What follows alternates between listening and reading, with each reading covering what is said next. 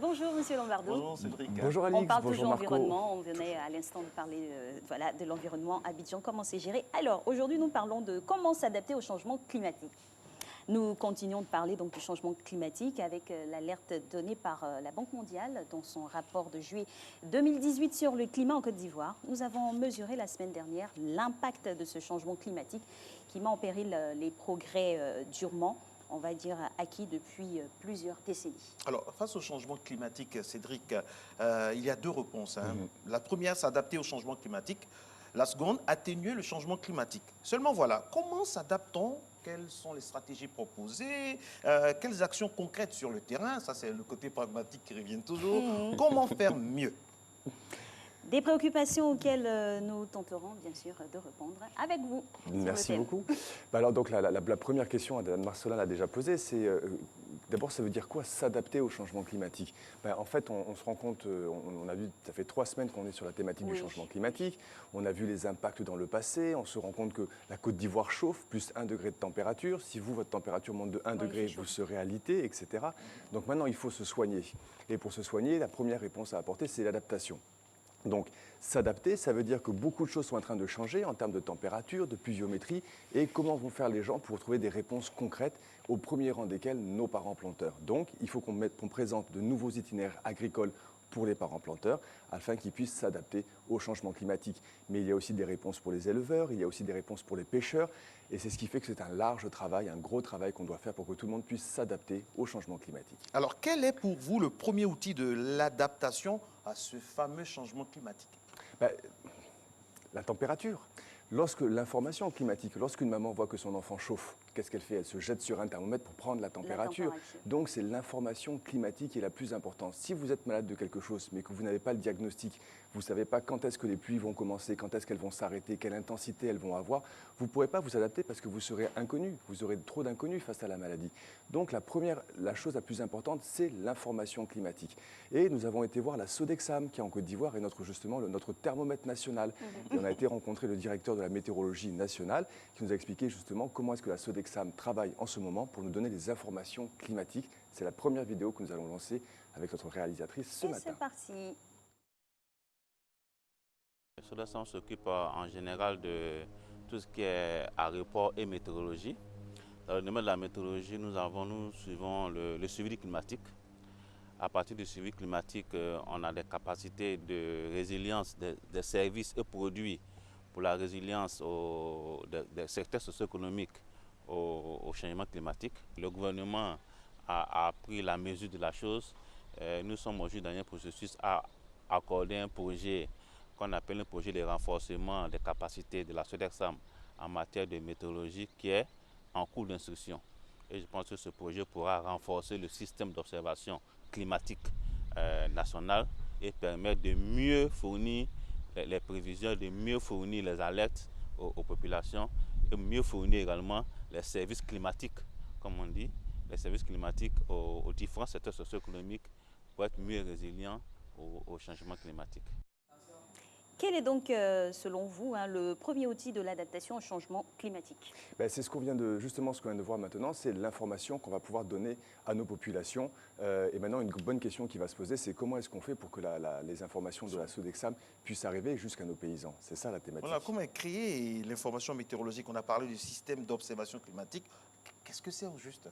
Alors, il nous faut beaucoup de choses parce que c'est vrai que la maman a son thermomètre, mais nous, pour mesurer tout ce qui se passe sur la Côte d'Ivoire, on a besoin de beaucoup d'instruments. Donc, on va avoir des systèmes d'observation climatique qui sont au sol. On aura des pluviomètres, on aura des éléments de température, on va mesurer naturellement l'intensité du soleil, etc. Et ça, ce sera vraiment tous les capteurs, tous les instruments de mesure que nous avons au sol. Mais il y a aussi une composante très importante qui est dans l'espace. Parce que depuis l'espace, vous avez vu tout à l'heure des photos satellites, il faut bien que les satellites prennent des grandes photos de l'Afrique de l'Ouest, identifient où sont les nuages et voient comment ils se déplacent, à quelle vitesse ils se déplacent, depuis le Ghana par exemple jusqu'à la Côte d'Ivoire. Donc les systèmes d'observation sont multiples. D'accord. La Côte d'Ivoire a-t-elle des équipements suffisants à la pointe de la technologie pour observer ce climat?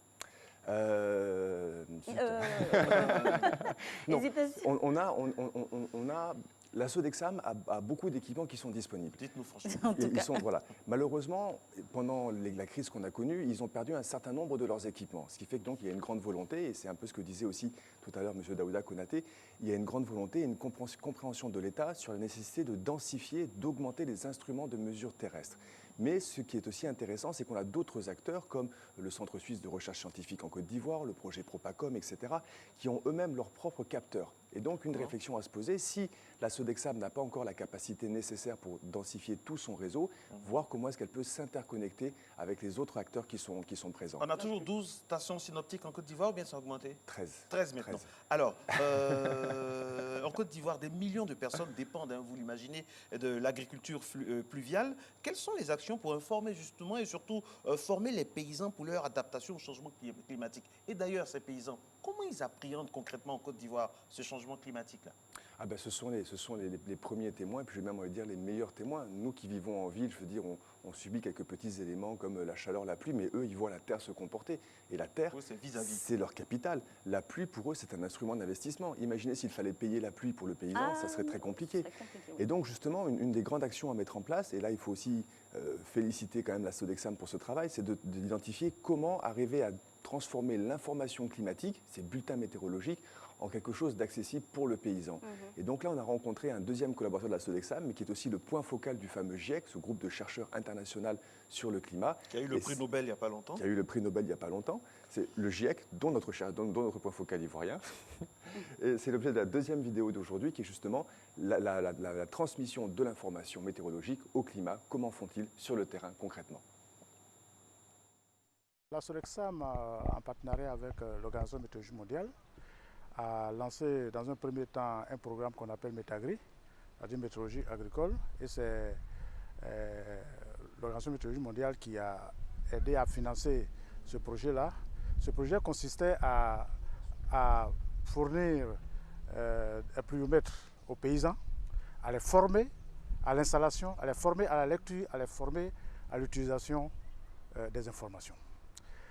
Dans un deuxième temps, la Sodexam, en partenariat avec le ministère de l'Agriculture, travaille dans un projet qu'on appelle Propacom. Et disons, c'est la continuité du projet Métagri, ou bien la similarité du projet Métagri qui est élaboré et qui est actuellement en cours d'implémentation avec le projet Propacom. Alors, on parle de projets de sensibilisation des paysans. Combien ont coûté les former? Alors, bon, le coût, ça, on n'a pas l'information. Par contre, on sait combien ont été formés. Là, je vois déjà Marcelin qui va réagir. Les chiffres. Ils ont pu former, avec le projet Métagri, 2500 paysans. Donc, c'est peu par rapport aux millions de paysans que nous avons. Il y a un second projet qui est en cours en ce moment, toujours en partenariat avec nos bailleurs de fonds, entre guillemets, nos organisations internationales. Et là, c'est plus 1000 paysans seulement qui vont être formés. Donc, je sais que c'est extrêmement peu et qu'il y a un appétit considérable dans le monde rural pour toutes ces informations. Mais il faut aussi regarder maintenant comment aider la Sodexam et surtout aider l'État à le faire. Est-ce que les bulletins météo, par exemple, dans Sodexam, je parle d'expérience en griffe, sont compréhensibles pour nos paysans? Est-ce que la météo, est-ce qu'il n'y a pas un décryptage spécial qu'on va faire à nos paysans? Alors, c'est le travail qui est fait, parce qu'effectivement, même moi qui suis un professionnel, quand je reçois mon bulletin météo, je me configure intellectuellement pour le lire. Alors, les nuages sont là, les vitesses de vent, etc. Oui. etc. Le paysan, c'est trop compliqué pour lui. Et quelque chose qui est intéressant, c'est qu'ils ont bien compris la nécessité de s'adapter au langage et d'arriver à passer une information compréhensible. Après vient la question naturellement des outils utilisés. Ce n'est pas du papier qu'on envoie à chaque paysan. Donc il y a un travail qui est fait avec les radios de proximité pour leur passer cette information. Mais derrière, ce sont aussi tous les itinéraires agricoles qu'il faut apprendre à modifier selon qu'on est dans le coton, le cacao, l'anacarde, etc.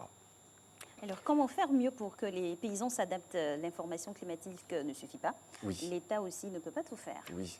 Alors ça, justement, c'est un peu un plaidoyer. Vous savez, on parle de responsabilité. Nous sommes tous responsables et on ne peut pas simplement attendre que l'État le fasse. Donc, on se rend bien compte qu'en Côte d'Ivoire, nous avons de nombreux acteurs qui sont présents dans la filière agricole, notamment dans le secteur privé, et ils vivent de ces denrées qui arrivent à Abidjan, qui arrivent au port. Il appartient maintenant aussi à ces acteurs de savoir accompagner les paysans dans la prise en compte du changement climatique.